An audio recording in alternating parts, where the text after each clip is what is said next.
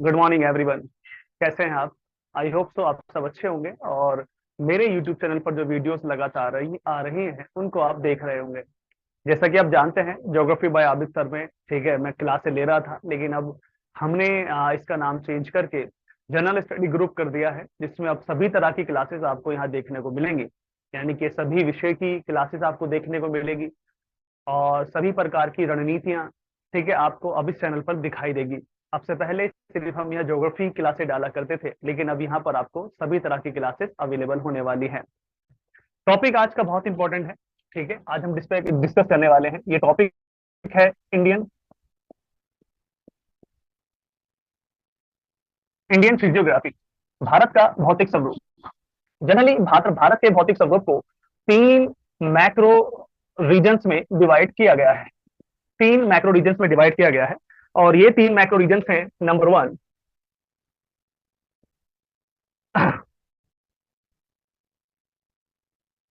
Northern mountain range या northern mountain system. Number two, northern plain area. Number three, peninsular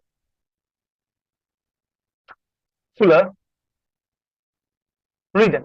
generally Bharat के जो physiography है उसको हम तीन मैक्रो रीजन में स्टडी करते हैं, जिसमें उत्तर भारत का पर्वतीय क्षेत्र है, ठीक है, और उत्तर भारत का विशाल मैदान है, और दक्षिण भारत का प्रायद्वीपीय भाग है। तो ये जो तीन मैक्रो रीजन्स हैं, इसके आधार पर ही हमें क्लासेस को आगे बढ़ानी है और देखते हैं हमारे आज के इस क्लास में कौन सा बेहतरीन टॉपिक हम डिस्कस करने जा रहे हैं। कुछ आंकड़ों के अनुसार ये बताया जाता है कि भारत का कंप्लीट अगर टोपोग्राफी को आप स्टडी करते हैं, भारत की अगर कंप्लीट टोपोग्राफी को आप स्टडी करते हैं, तो पता चलता है कि ये जो माउंटेन्स हैं, ये करीब करीब भारत के, ठीक है, 11% भाग पर फैले हैं। इसके अलावा जो हिल्स एरिया है वो करीब करीब 19% भाग पर आपको देखने को मिलेंगे। इसके अलावा जो प्लेट्यूज है, इसके अलावा प्लेट्यूज है वो आपको करीब करीब 28% भाग को मिलेगा। और इसके अलावा जो प्लेन एरियाज है वो करीब करीब 43% भाग पर आपको देखने को मिलेगा। तो इसका अंदर सेंस भारत एक डाइवर्स है और काफी बड़ा देश है, वास्ट कंट्री है। और सबसे अच्छी बात है, जब कोई भारत की बात होती है तो भारत के साथ साथ भारतीय उपमहाद्वीप की भी बात होती है। भारतीय उपमहाद्वीप की बात होती है। भारतीय उपमहाद्वीप दक्षिण एशिया में एक बहुत बड़ी स्थिति है भारत की। और जिसके अगल बगल के जो देश हैं, जो सांस्कृतिक रूप से, ऐतिहासिक रूप से और ज्योग्राफिकल रूप से, या फिर क्या है कि जियोलॉजिकल रूप से लगभग एक समान ही है, एक जैसे हैं, और लगभग सीमा रेखा भी सबकी बराबर मिलती जुलती सी है। ठीक है, तो इसलिए भारत ये इन सभी देशों में, खासकर दक्षिण एशिया में, काफी विशाल स्थिति रखता है। तो हम ये कहें कि भारत का स्थिति नहीं, कंप्लीट जो दक्षिण एशिया के सारे देश है ना, उनके साथ मिलता जुलता भी कुछ ऐसा ही स्ट्रक्चर है। लेकिन हम इसे किसमें स्टडी करने वाले हैं? इंडियन कंटेक्स्ट में हम इसे अध्ययन करेंगे और देखेंगे यहाँ से किस तरह से हमें आगे बढ़ानी है अपनी क्लास। तो जो तीन मैक्रो रीजन आप देख रहे हैं, आज का जो हमारा टॉपिक रहने वाला है वो ये रहने वाला है, नदर्न माउंटेन। ठीक है, या हम ये कहें कि आज का जो हमारा टॉपिक रहेगा वो कुछ इस तरह से रहेगा। इसको जनरली हम कह सकते हैं कि हिमालयन सिस्टम। इसको दूसरे वर्ड में भी लिख सकते हैं कि origin of Himalaya. Origin of Himalaya एक टॉपिक और है जिसके थ्रू हम समझ सकते हैं कि हम इसको कुछ इस तरह से भी लिख सकते हैं, नदर्न माउंटेन कॉम्प्लेक्स। क्या है? Northern mountain complex. तो आज का हमारा जो टॉपिक रहने वाला है दोस्तों, वो होगा उत्तर भारत का पर्वतीय तंत्र। उत्तर भारत का पर्वतीय तंत्र। जनरली इसको हम कुछ इस तरह से भी समझ सकते हैं, अगर हम हॉरिजेंटली इस मैप को समझना चाहें और ये भारत का उत्तरी भाग में करूं और ये भारत का दक्षिणी भाग देखूं, तो मुझे पता चलता है कुछ उत्तरी भाग में कुछ इस तरह से एक विशाल पर्वतमाला मौजूद है। कोई विशाल पर्वतमाला मौजूद है। तो ये आज का हमारा टॉपिक बड़ा विशेष होने वाला है कि यहाँ किस तरह से हम इसको समझें कि ये जो विशाल जो रेंजेस आप देख रहे हैं, ठीक है, ये जो विशाल रेंजेस आप देख रहे हैं साथ में, ठीक है, यहाँ किस तरह से हमें इसको समझना है और किस तरह से हमें इन चीजों को आगे बढ़ाना है।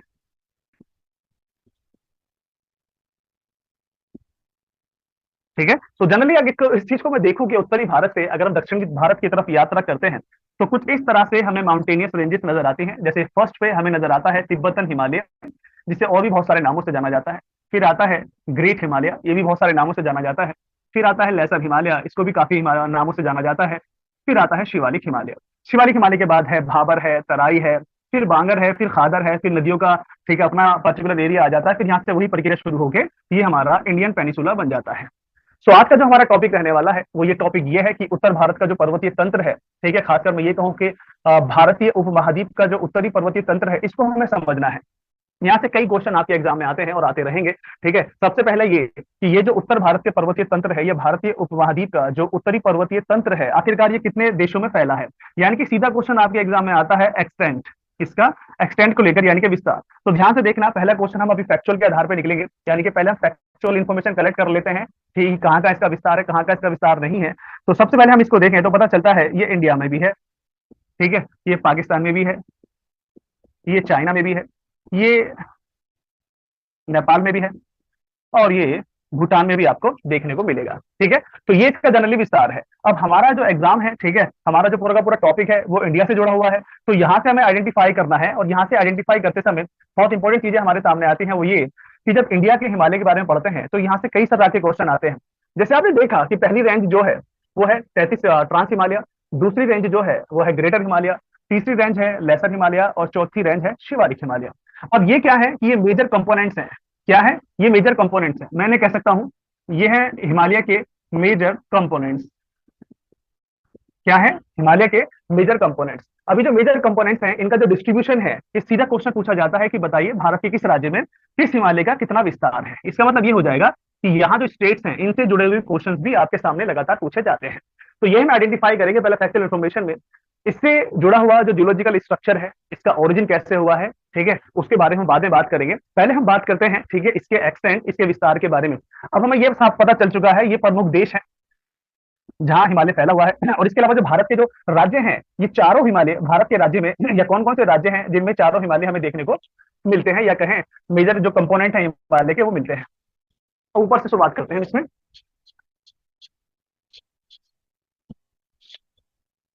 ये चीज ध्यान से देखना, ये है आपका तिब्बतन या तिब्बत हिमालय।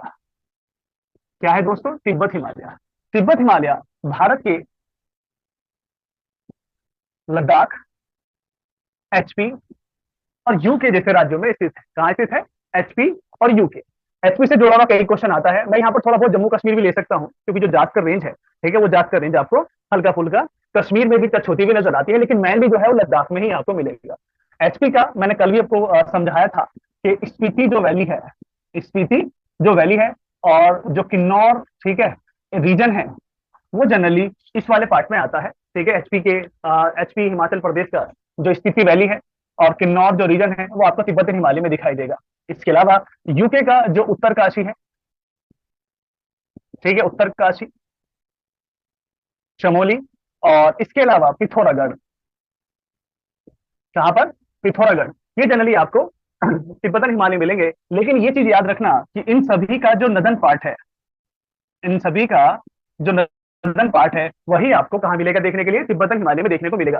तो हमारे पास ये कंफर्म न्यूज हो जाती है या इन्फॉर्मेशन हो जाती है कि तिब्बतन हिमालय का विस्तार इन पर्टिकुलर एरियाज में आपको देखने को मिलेगा। अब आता है दूसरा ग्रेटर हिमालय। क्या आता है, ग्रेटर हिमालय, या कहें कि ग्रेट हिमालय। तो ग्रेट हिमालय का विस्तार आप देखेंगे कि आपको जेएनके में मिलेगा, एचपी में मिलेगा, यूके में मिलेगा, सिक्किम में मिलेगा, और इसके अलावा पश्चिम बंगाल में आपको इसका विस्तार देखने को मिलेगा। और ये सारा का सारा विस्तार आपको एक आर्क के रूप में मिलेगा। किसके रूप में मिलेगा दोस्तों, एक आर्क के रूप में मिलेगा। तो इसका विस्तार कहां मिलता है, जनरली आर्क के रूप में हमें देखने को इसका विस्तार मिलता है। चलिए, एक क्वेश्चन हमारा ये भी कंप्लीट हुआ। दूसरा आते हैं, लेसर हिमालय। लेसर हिमालय का जो विस्तार आप देखेंगे ये आपको जेएनके, एचपी, यूके, सिक्किम, पश्चिम बंगाल जैसी जगहों पर आपको देखने को मिलेगा। अब अंतिम में बच जाता है हमारा शिवालिक हिमालय। क्या बन जाता है, बच जाता है शिवालिक हिमालय। एक बार शिवालिक हिमालय को भी देख लेते हैं, इसका विस्तार आपको कहां कहां देखने को मिलेगा। ठीक है, इसका विस्तार आपको जेएनके में मिलेगा, इसका एचपी में मिलेगा, इसका यूके में मिलेगा, सिक्किम में मिलेगा, पश्चिम बंगाल में मिलेगा, अरुणाचल प्रदेश में मिलेगा। ठीक है, और इसके अलावा अगर इसको ध्यान से और देखें तो कुछ हिस्सा इसका हरियाणा में भी दिखता है, इसका कुछ हिस्सा पंजाब में भी दिखता है, कुछ हिस्सा यूपी में भी दिखता है, और कुछ हिस्सा इसका बिहार में भी दिखता है। ठीक है, अब हमें यह समझ में आता है कि शिवालिक हिमालय इन पार्टिकुलर स्टेट्स के अंदर फैला हुआ है। ठीक है, और ठीक है, जो लेसर हिमालय है वो इन पार्टिकुलर स्टेट्स के अंदर है, मिलता है, और ग्रेटर हिमालय इन पार्टिकुलर स्टेट के अंदर मिलता है, और लद्दाख हिमालय इन पार्टिकुलर स्टेट्स के बीच में पाया जाता है। अब सवाल ये आता है, थोड़ी देर पहले मैंने आपको बताया था कि नदन माउंटेन सिस्टम, क्या बताया था, नदन माउंटेन सिस्टम। तो नदन माउंटेन सिस्टम की हम जब बात करते हैं कि भारत में कहाँ का फैला हुआ है, तो अभी मैंने आपको बताया था कि इसके चार मेजर कंपोनेंट्स हैं। क्या बताया था? 4 मेजर कंपोनेंट्स। तो ये जो 4 चीजें आप देख रहे हैं कि trans Himalaya, greater Himalaya, lesser Himalaya, Shivalik Himalaya, ये इसके 4 मेजर कंपोनेंट हैं जो इन राज्यों में पाए जाते हैं। लेकिन जब हम संपूर्ण हिमालय की बात करते हैं जब हम संपूर्ण हिमालय की बात करते हैं तो हमारे सामने कई तरह के क्वेश्चन निकल कर आते हैं, कई तरह के क्वेश्चन निकल के आते हैं। ठीक है, वो क्वेश्चन ये कि इसका विस्तार और कहाँ कहाँ देखने को आपको मिलता है। जब आप संपूर्ण, ठीक है, उत्तरी पर्वतीय तंत्र की बात करते हैं तो ये एक तरह से एक डिफरेंट क्वेश्चन फ्रेम करता है। जैसे हम सभी जानते हैं कि जो हिमालय का पर्वतीय तंत्र है वो एक आर्क के रूप में हमें देखने को मिलता है। किसके रूप में देखने को मिलता है? आर्क के रूप में हमें देखने को मिलता है। अब ये जो उत्तरी पर्वतीय तंत्र है भारत के, या वो उत्तर भारत का हो या उत्तर पूर्वी भारत का हो, वो कुछ इस तरह से हमें देखने को मिलता है। इसे मिटा दें, ठीक है, कुछ इस तरह से हमें देखने को मिलता है। अब यहाँ से कैसे क्वेश्चन आपसे पूछे जा सकते हैं लोकेशन बेस्ड, उसको देख लेते हैं। अब देखेंगे कि ये एक आर्क के रूप में है। क्या है? एक आर्क के रूप में है।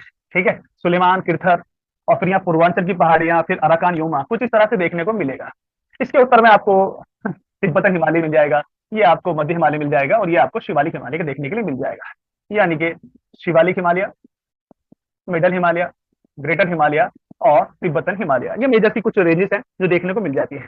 इसके अलावा आप देखेंगे जो इसके मेजर कंपोनेंट्स हैं, ये जो हमने देखा मेजर कंपोनेंट, इसके अलावा कुछ और एडिशनली कंपोनेंट्स भी हमें देखने को मिलते हैं जो जनरली जिन्हें हम पूर्वांचल की पहाड़ियां कहते हैं।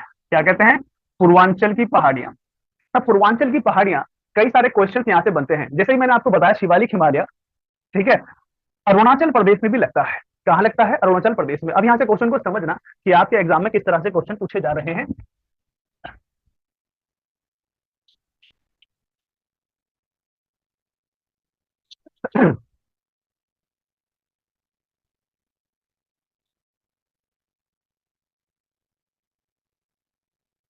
ये आप देखिए, ठीक है, ये हमारा है नॉर्थ ईस्ट, ये हमारा एपी हो गया, एनजी हो गया, मणिपुर हो गया, मिजो हो गया, त्रिपुरा हो गया, एमजी हो गया, और ये हो गया हमारा असम, और ये हो गया हमारा सिक्किम, और ये हो गया हमारा पश्चिम बंगाल। तो इस चीज को ध्यान से देखें तो हमें पता चलता है, अगर उत्तर भारत के पर्वतीय तंत्र को विस्तार से समझे तो देखें तो उसका एक मेजर कंपोनेंट आपको यहाँ भी देखने को मिलता है।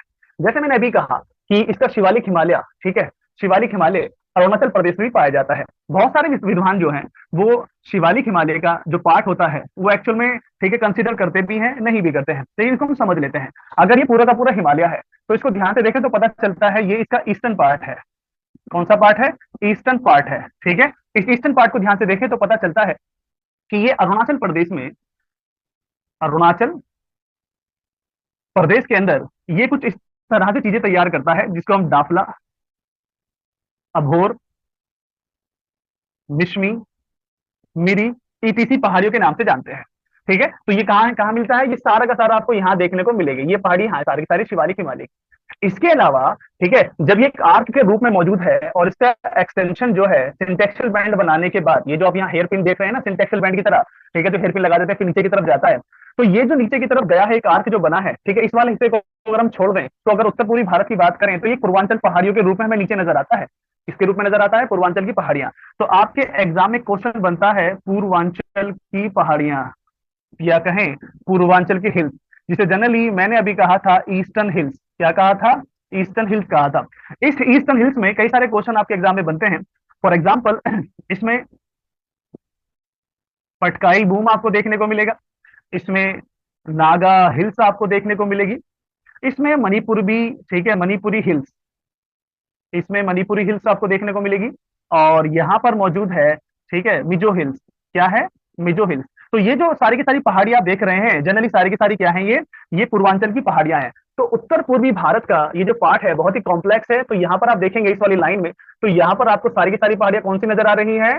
पूर्वांचल की हिल्स, या पूर्वांचल हिल्स नजर यहाँ पर आ रही है। इसके अलावा ये उत्तर पूर्वी भारत, नॉर्थ ईस्ट इंडिया, एक प्रकार की और पर्वत तंत्र को लेकर साथ आगे बढ़ा है। ठीक है, हालांकि उसका नाम हमें लिख देते हैं। दरअसल ये पेनिसुलर प्लेट ब्लॉक है। क्या है ये? पेनिसुलर हिल्स है, जिसमें मुख्यतः नाम आता है गारो, खासी, जैंतिया, ठीक है, मिकिर, बरेल, ठीक है। ये दो जो देखेंगे ये असम में आपको देखने को मिलेंगी, ठीक है। और ये दो तीन चीज देखेंगे तो ये आपको कहाँ मिलेंगी, मेघालय में आपको देखने को मिलेंगी, ठीक है। तो इसका मतलब ये भी हो जाता है। तो अगर हम ध्यान से देखें तो असम का एक जो पार्ट है, असम का पार्ट के अंदर जो पहाड़ियां हैं वो प्रायद्वीपीय भारत की पहाड़ियां हैं, जो उत्तरी भारत का जो पर्वतीय तंत्र है उसका भाग है। तो इसका मतलब ये भी हो जाता है कि जो असम का जो उत्तरी भाग है, एक्सट्रीमली उत्तर भाग है, वो कहीं ना कहीं हिमालय से टच होता है। तो यहाँ पर हम एक राज्य का नाम और लिख सकते हैं, वो है असम। क्या लिख सकते हैं, एक और असम। देखो कितने सारे स्टेट्स हो गए। तो इतने सारे स्टेट्स के अंदर इतना कॉम्प्लिकेटेड जो हमारा नदन माउंटेन सिस्टम है, नदन माउंटेन सिस्टम है, वो फैला हुआ है, वो फैला हुआ है। बात समझ में आ रही है। इसके अलावा रेंज ऑफ पाकिस्तान अफगानिस्तान का था, सुलेमान किरथर रेंज है, और इसके अलावा हिंदू कुश रेंज है। और हिंदू कुश रेंज जो सारी की सारी रेंजेस हैं, जो भी आपको मैं बता रहा था कि नंगा पर्वत है, जस्ट थोड़ा ऊपर और जाएंगे, ठीक है, जासकर फिर काराकोरम, काराकोरम से थोड़ा एक्सट्रीमली ऊपर तो अफगानिस्तान के वखान टेरिटरी आपको देखने को मिलेगा। वखान टेरिटरी पे पामीर का नॉट है। ये पामीर का नॉट डिफरेंट डायरेक्शंस में रेंजेस को आगे बढ़ाता है। जैसे अफगानिस्तान की तरफ हिंदू कुश आगे रेंज चला जाएगा, चाइना की तरफ फिर चाइना की तरफ कुनलुन रेंज आगे बढ़ जाता है, और फिर अपन तरफ आ जाता है ग्रेटर हिमालय, ठीक है। उसके उत्तर में तिब्बतन हिमालय, उसके दक्षिण में मध्य हिमालय, और मध्य जो ग्रेटर हिमालय जो सिंटेक्सियल बैंड है उसका, वो नंगा पर्वत से सीधा किरसर और सुलेमान के रूप में पाकिस्तान की तरफ चला जाता है। वही नामचा बरवा का जो सिंटेक्सियल बैंड है, जिसे जनरली हेयर पिन भी कहते हैं, वो सीधा पूर्वांचल की तरफ मुड़ जाता है, बिल्कुल यहाँ मुड़ जाता है। तो यहाँ मुड़ने के बाद इसी का जो एक्सटेंशन है आगे, ठीक है, जो म्यांमार की तरफ जाता है, जो हाल ही मैंने फर्स्ट क्लास में बताया था, उसको हम अराकान योमा कह सकते हैं। क्या कह सकते हैं, अराकान योमा। ये एक्सटेंबली है। और इसी अराकान योमा का जो एक्सटेंशन है उससे हम अंडमान निकोबार के रूप में कह सकते हैं कि हाँ भाई, वो जो पहाड़ियों के रूप में मौजूद है अंडमान निकोबार, है कि नहीं। तो ये देखो कितना एक्सट्रीमली एक्सटेंशन है। यानी कि पूर्वांचल की पहाड़ियां थी, ये अराकान योमा की पहाड़ियां हैं, ठीक है। ये अराकान योमा की, और इसी का एक्सटेंशन आपको मिलेगा, एक्सटेंशन अंडमान निकोबार, ठीक है, जिसके द्वीप जो चोटी है वो पानी में डूब चुकी है, सबमर्ज हो चुकी है, उसका जो पीक है उसी पर आइलैंड्स डेवलप हो गए हैं। तो ये बेसिक से क्वेश्चन हमारे सामने मौजूद है। तो ये हमने देखा कि किस तरह से चीजें जा रही हैं, ठीक है। तो लेकिन ये भी है कि अगर इस चीज को ध्यान से देखें तो पता चलता है कि उत्तर भारत का जो पर्वतीय तंत्र है वो जटिल चीजों से मिलकर बना है, बड़ा जटिल संरचना है, ठीक है। इन जटिल संरचनाओं को हमने समझा और मेजरली देखा कि अगर हम इन तीन रेंजेस को एग्जैक्टली डिस्कस करें, ठीक है, जो इन तीन रेंजेस को, ठीक है, जो कि मेनली हम देखें कि अवसाद और तैतीस सागर के अवसाद से मिलकर बना है, और ये बेसिकली यूरेशियन प्लेट के जो ऊपर प्रॉपर्टी है उससे उसका निर्माण हुआ है। तो और इसके अलावा पूर्वांचल की पहाड़ियां हैं, इसके अलावा जो पेनिसुलर ब्लॉक है उसकी पहाड़ियां हैं। बड़ा इंटरेस्टिंग हो जाता है पढ़ना और समझना कि कैसे इसको हम समझा जा सकता है। अब हमारी होगी वो होगी जियोलॉजिकल हिस्ट्री ऑफ हिमालय, ठीक है। अब ये हमें देखना है ये पार्टिकुलर जो एरिया है आखिरकार ये किस तरह से हमारे सामने आया।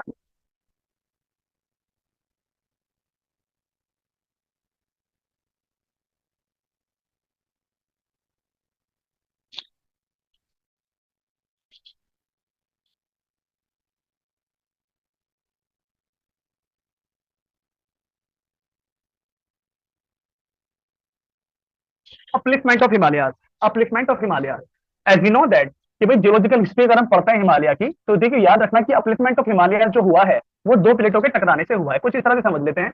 मान लीजिए ये प्लेट है इंडियन प्लेट। कौन सी प्लेट है, ये प्लेट है इंडियन प्लेट, और ये plate moving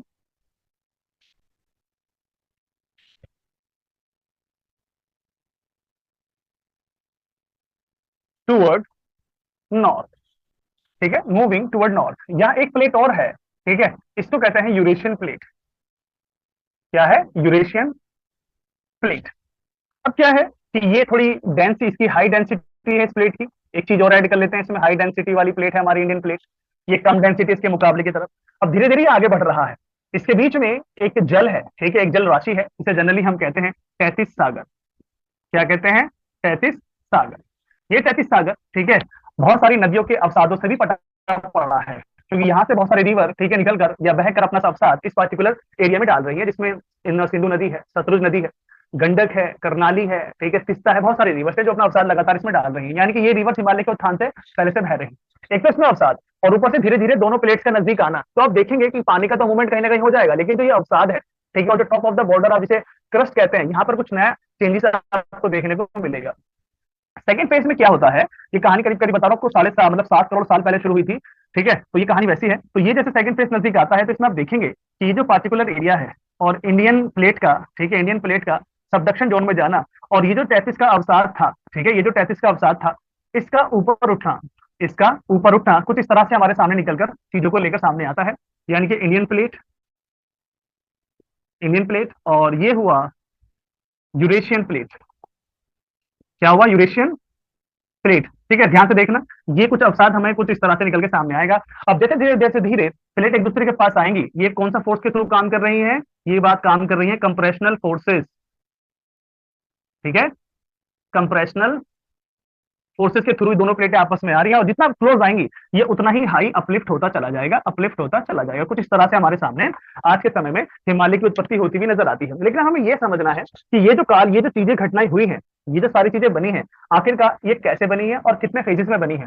according to geologist, ठीक है, ये सारी की सारी चीजें जो हुई हैं, यानी कि जो अपलिफ्टमेंट ऑफ हिमालय हुआ है, ये 5 फेजेस में हुआ है। किसमें हुआ है, 5 फेजेस में हुआ है। ठीक है, इन 5 पेजेस को हम वन बाय वन डिस्कस करेंगे और देखेंगे कैसे हम इन चीजों को पढ़ सकते हैं और कैसे हमको दिखाई देगा। ये पहला फेज है इसका, late Cretaceous period. Late Cretaceous period, और ये जो है वो मेसोजोइक पीरियड या मेसोजोइक, ठीक है, पीरियड से जुड़ा हुआ है या उसका भाग है, मेसोजोइक पीरियड का भाग है। इसके बारे में कहा जाता है करीब करीब ये 14.5 करोड़ साल से पहले, 14.5 करोड़ से लेके लगभग लगभग 6.5 करोड़ साल के पीछे का समय है। और इसके बारे में कहा जाता है कि ये जो टाइम पीरियड आप देख रहे हैं, लेट क्रिटेशियस पीरियड, इसके बारे में एक बहुत इंपॉर्टेंट पॉइंट है कि most active time for mountain. Mountain, इसके टाइम में एक चीज निकल कर आती है, वो ये कि यहाँ पर ऑलमोस्ट जो टैथिस सागर था, जो टैथिस सी था, ठीक है, तो यहाँ पर टैथिस सी था, वो डिफॉर्म होना शुरू हो गया था। डिफॉर्म मतलब जो उसका जो सेडिमेंट था, ठीक है, जो उसका जो सेडिमेंट था वो कहीं ना कहीं, ठीक है, वो एक तरह से नालीदार के रूप में हमें समझ में आ रहा था, या एक तरह से उत्खटित हो रहा था, मतलब सेडिमेंट एक तरह से, ठीक है, डिफॉर्म होना शुरू हो चुका था इस टाइम पर।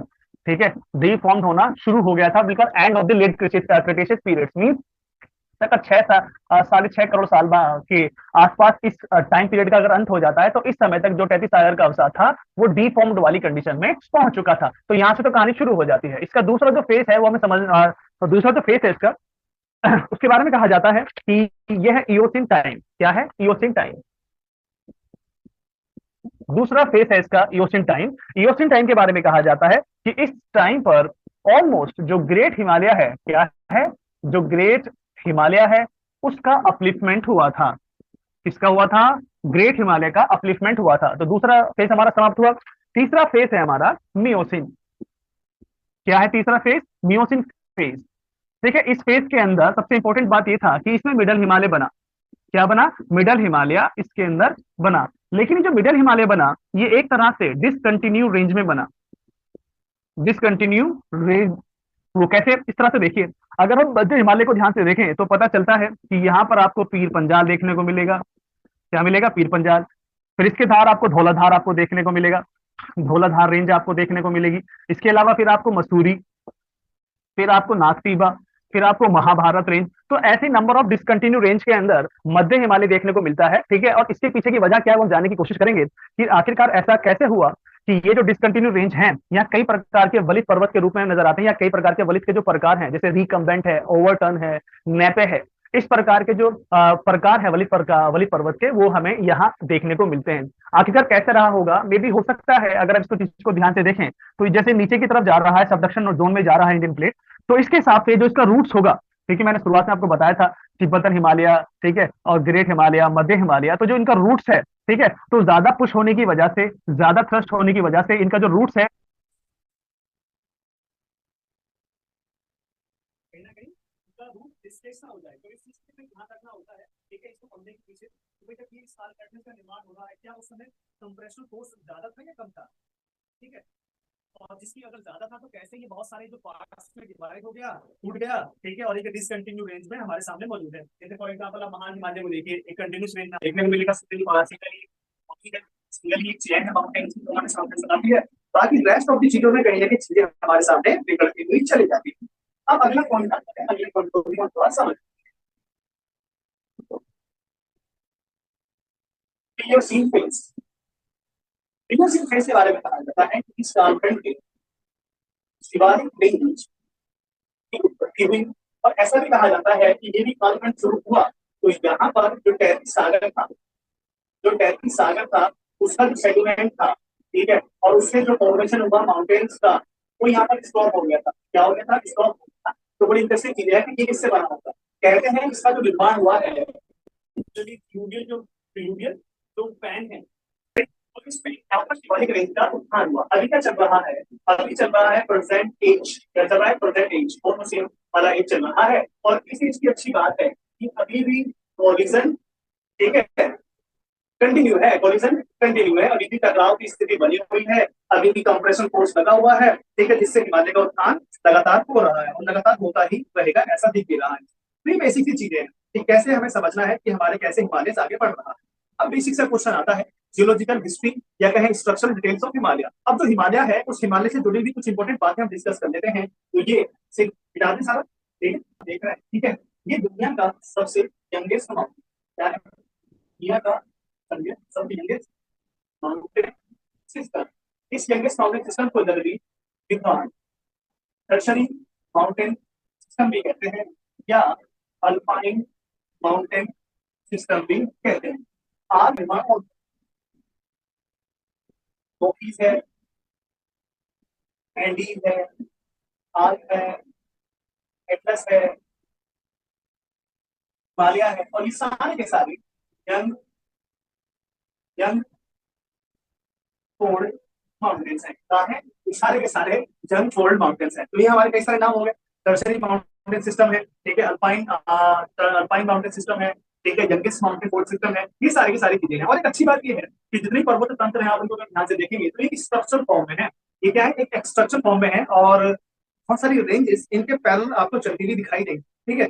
फॉर्चुनेटली ये जो हिमालय रेंज है ये दुनिया की सबसे ऊंची हिमालय रेंजेस है। मतलब कह सकते हैं कि यस, ये क्या है? दुनिया की सबसे ऊंची पर्वत आपको देखने को मिलेगी। दुनिया की सबसे ऊंची जो पर्वत श्रृंखलाएं हैं वो यहाँ पर आपको देखने को मिलेंगी, ठीक है। और सबसे अच्छी बात है, इनका अभी भी उत्थान हो रहा है, अभी भी इनका उत्थान हो रहा है। फॉर एग्जाम्पल, दुनिया में दो तरह के कोल्ड माउंटेन है। पहला है ओल्ड कोल्ड माउंटेन और दूसरा है यंगेस्ट कोल्ड माउंटेन। तो यंगेस्ट कोल्ड माउंटेन को सारे नाम देखते हैं। ओल्डेस्ट कोल्ड माउंटेन में अरावली ले लीजिए आप, ग्रेट डिवाइडिंग रेंज ले लीजिए आप, जुराल ले लीजिए। तो बेसिक से ये तो सिर्फ पर्वत सिस्टम है जो ओल्ड फोल्ड सिस्टम में आते हैं। तो अभी आप इनको देखेंगे तो कहीं ना कहीं ये इरोडेड अवस्था में आ चुके हैं, खत्म हो चुके हैं। ओरिजिनल शेप इनका रहा नहीं है। जब इनका ओरिजिनल शेप नहीं रहा है तो आज के समय में इनके पास ना तो ऊंची ऊंची चोटियां हैं, ना हाईएस्ट पीक है, ना ये विस्तृत फैली हुई है। लगातार पर्वतन और निक्षेपण की वजह से ये अपना अस्तित्व, जो ओरिजिनली जो अस्तित्व है वो खो चुकी है, ठीक है। अब सबसे अच्छी बात ये है कि सारी की सारी रेंजेस आप देख रहे हैं ये कंप्रेशन फोर्सेस से बनी है। कंप्रेशन फोर्सेस से जैसे रोकीज की बात करें तो पैसिफिक प्लेट और North American plate, Andes Pacific plate और North South American plate, arc African plate और यूरेशियन प्लेट, ठीक है, एटलस, ठीक है, अटलांटिक अमेरिका पैसिफिक और अफ्रीकन और यूरोपियन प्लेट और हिमालय इंडियन और, ठीक है, यूरेशियन प्लेट से मिलकर बनकर ये तैयार होंगे। ये सारी की सारी।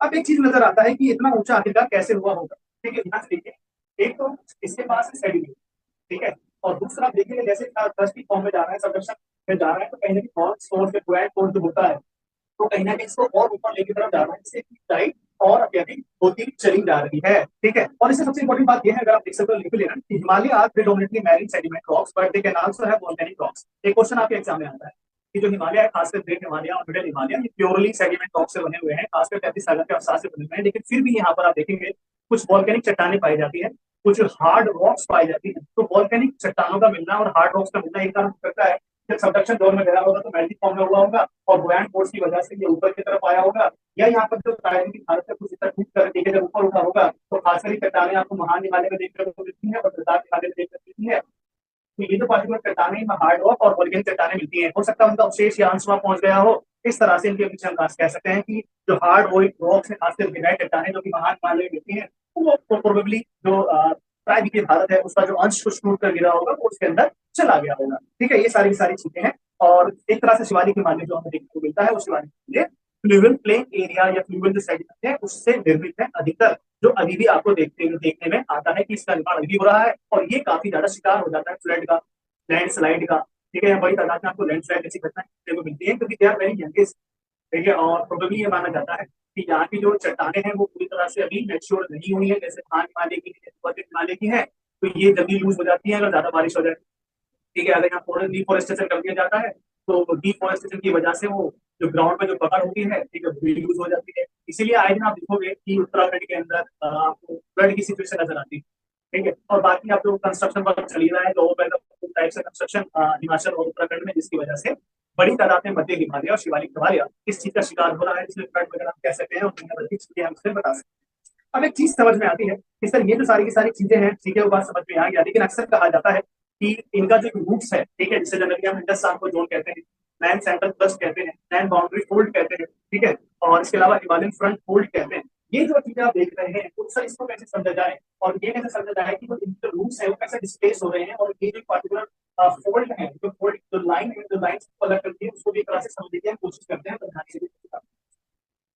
चलिए देखिए, अब यहाँ देखिए, ये आपको मिलेगा ड्यूरेशन, क्या है ड्यूरेशन। यहाँ से देखें तो अगर ये प्रेशर लग रहा है, ये आपको, ठीक है, तरह से ये आपका, ये आपका हो गया तिब्बतन हिमालय, ये आपका हो गया, ठीक है, इसकी प्लेस, इसका एक तरह से, ठीक है, इसका रूट कहाँ पर है?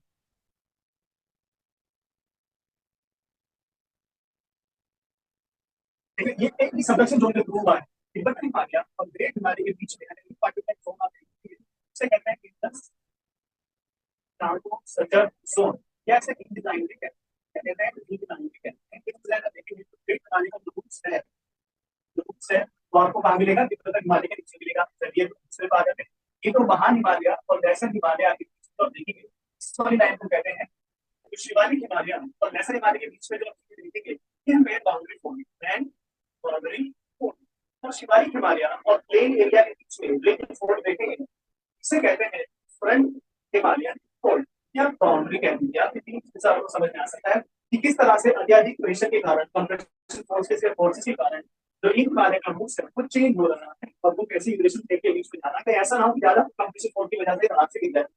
ये वैसी चीजें होती है हमारे सामने। तो ये क्या है कि डिस्प्लेस रूट हुआ है, किसी तरफ उत्तर की तरफ जा रही है सारी सारी जगह, ठीक है, तो ये जानते हैं किस तरह से जा सकती है, तो इस आधार पर हम इसको पढ़ सकते हैं। ठीक है, चलिए अब हमारा बहुत इंपॉर्टेंट चीज स्टार्ट कर देते हैं, structural details of greater Himalaya. सबसे पहले हम इसके बारे में डिस्कस करेंगे, इसके बारे में इससे जुड़ी हुई जानकारी क्या है।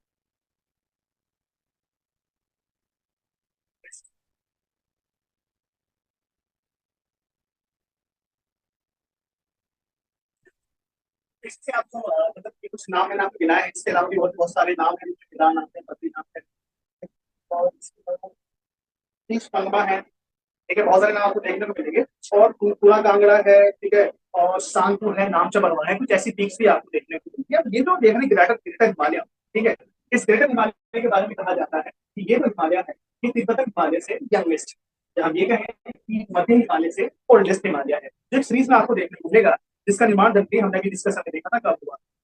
ठीक है, इस पूरे के पूरे हिमालय का अगर औसतन आप लोग हाइट चेक करेंगे, औसतन हाइट, ठीक है, अगर हाइट आप चेक करेंगे तो आपको पता अच्छा है, लेकिन मैं चेक नहीं करता, मतलब औसतन जो हाइट चेक की गई है वो 6,000 मीटर के आसपास की गई, यानी 6 किलोमीटर औसतन इसका जो हाइट है, यानी कि इसकी जो रेंजेस है वो औसतन 6 किलोमीटर, ऑलमोस्ट 6 किलोमीटर ऊंची है धरातल से। अब कल्पना करो कि 6-6 किलोमीटर ऊंची जो श्रृंखलाएं हैं वो आपके सामने मौजूद हैं।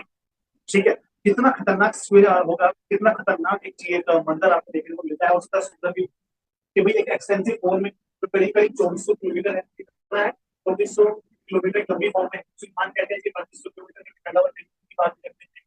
ठीक है, गंगा पर्वत से लेके नामचा बरवा तक 24 से 2500 किलोमीटर तक, ऊंचाई करीब करीब 6000 मीटर और चौड़ाई करीब करीब 25 किलोमीटर।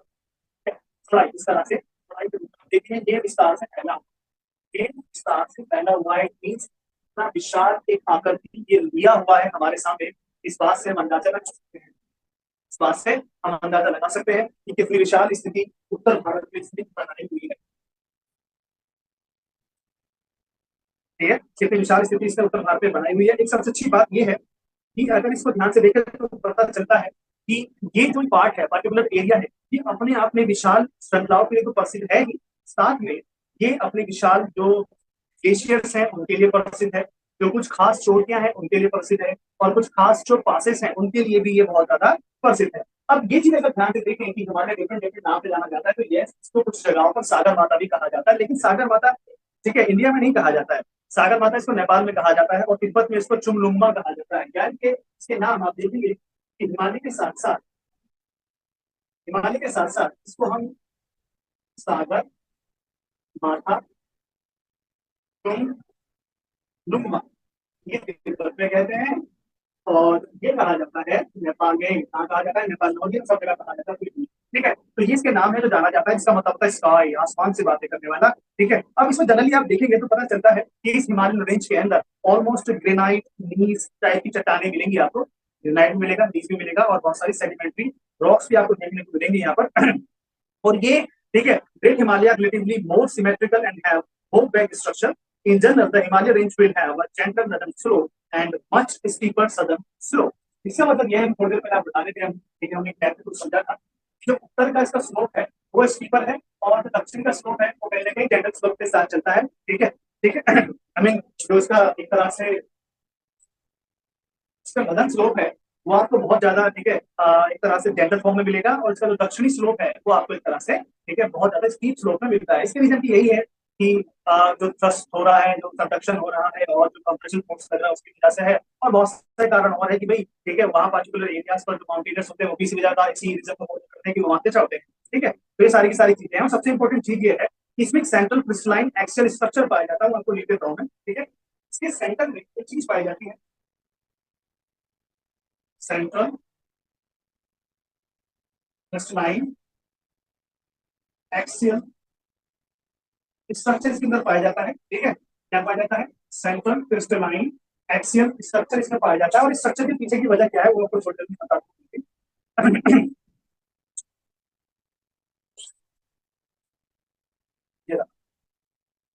सेंट्रल क्रिस्टलाइन ठीक है स्ट्रक्चर मींस हार्ड ठीक है क्रिस्टलाइन रॉक्स। ठीक है, ये जो सेंट्रल पार्ट है इसका जनरली आप देखेंगे जहां पर आपको हार्ड क्रिस्टलाइन ठीक है रॉक्स आपको देखने को मिलती है। ठीक है, और ये जो हार्ड रॉक्स हैं ठीक है जनरली क्या है, ये चट्टाने के रूप में हमारे सामने ग्रेनाइट के रूप में मौजूद है। ठीक है, और नीस के रूप में ये आपके सामने मौजूद है। तो ये इस तरह से है, उसके बारे में कहा जाता हो सकता है अवशेष रहा हो, प्राचीन के भारत का ऐसा टूर सेंटर पार्ट चला गया हो और इसका निर्माण हो गया हो, इससे ज्यादा इसके अंदर कुछ भी नहीं है, बस इसमें ये इंपॉर्टेंट सी कहानी है। अब यहाँ से बात करते हैं इंपॉर्टेंट पासेस की, कि यहाँ से जुड़े महत्वपूर्ण पासेस कौन कौन से। ठीक है, तो पासेस की लिस्ट बना लीजिए फटाफट, हेड बना लीजिए पासेस।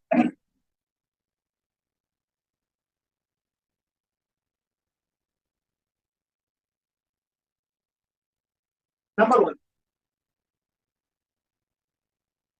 ट्रेन के में देख लेते हैं, ट्रेन के में बुर्जिल आपको मिलेगा, सोचिएगा बुर्जिल एंड जोरलू। ठीक है, ये दो एक तो श्रीनगर वाला स्थायी होगा। इसके अलावा देखिए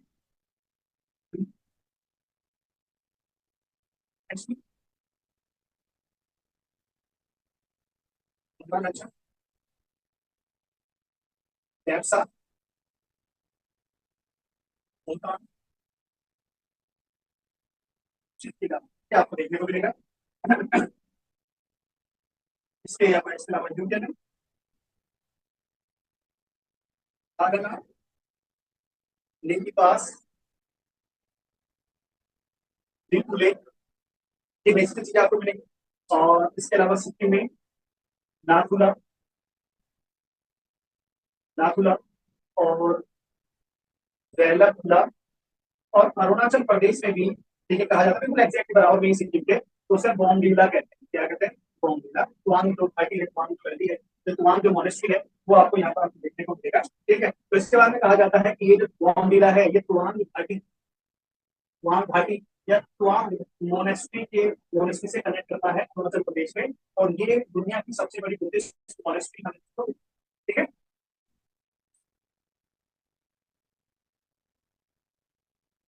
चलिए एक क्वेश्चन यहाँ से आता है, जो ठागा आप देख रहे हैं, ये वाला ठागा, ठागा से एक रिवर निकलती है, जानवी रिवर। क्या निकलती है? जानवी रिवर निकलती है। और ये जानवी रिवर के बारे में कहा जाता है, ये ठीक है अलकनंदा की सबसे बड़ी सहायक नदी है, जो उसको मेजरली पानी प्रोवाइड करती है। और लिपू लेक के बारे में कहा जाता है कि ये लिपू लेक वाला, ठीक है, ये लिपू लेक आप देख, ये यहाँ से ट्रेड होता है चाइनीज। क्या होता है? चाइना ट्रेड होता है, ये मैंने बहुत बार आपको बताया भी है। ठीक है, ट्रेड विद चाइना, और यहाँ से कैलाश मानसरोवर की यात्रा, ठीक है, लोग जाते हैं। ठीक है, और शिपकिला के बारे में बताया कि थर्ड पासेस को ट्रेड विद चाइना, तो शिपकिला है, ये देख रहे हैं, यहाँ से चाइना से ट्रेड होता है, बहुत इंपॉर्टेंट जगह है। और जेलापला के बारे में कहा जाता है, ठीक है, कि फेमस फॉर मोनेस्ट्री टाइप का जो पर्टिकुलर एरिया बना से जाएगा देखने के लिए। ठीक है, और दोहर घाटी, मीरक घाटी, बहुत सारी चीजें यहाँ से ठीक है पहुंची जा सकती है उत्तराखंड की तरफ। ये बेसिक से चीजें हैं। ठीक है, और इसके अलावा एक क्वेश्चन और आ जाता है आपका जोजिला से। जोजिला मतलब लेह तो श्रीनगर की तरफ जाया जाता है यहाँ से। और ये जो पार्टिकुलर एरिया है, हाल ही में NH10 पर स्थित है, ये भी आप देख सकते हैं। और दूसरा situated along Leh Manali highway, ये बहुत इंपॉर्टेंट क्वेश्चन है। तो ये बेसिक चीजें हैं, ठीक है, जो हमने देखा है। और बॉम्बीला पास के बारे में आपको बताया था कि तवांग घाटी या तवांग पर जा सकते